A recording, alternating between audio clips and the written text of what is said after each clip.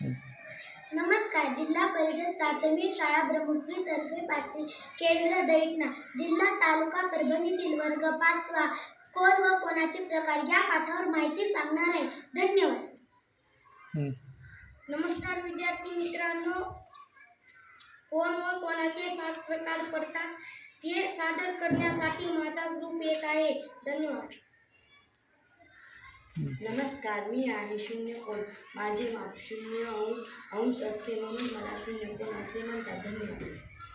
नमस्कार. मी आहे लघुकोण. माझे माप 0 अंशापेक्षा जास्त व 90 अंशापेक्षा कमी असते म्हणून मला लघुकोण असे म्हणतात. धन्यवाद.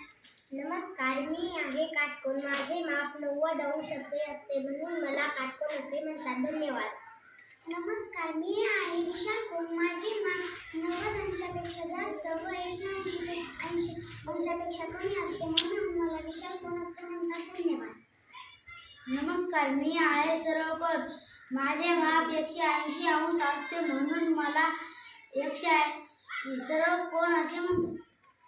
नमस्कार. मी प्रविशाल कोण. माझे माप 180 अंशपेक्षा जास्त व 360 च्या दरम्यान असते म्हणून मला प्रविशाल कोण असे म्हणतात. धन्यवाद.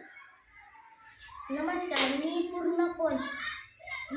माझे माप 360 अंश असते म्हणून मला पूर्ण कोण असे म्हणतात. धन्यवाद.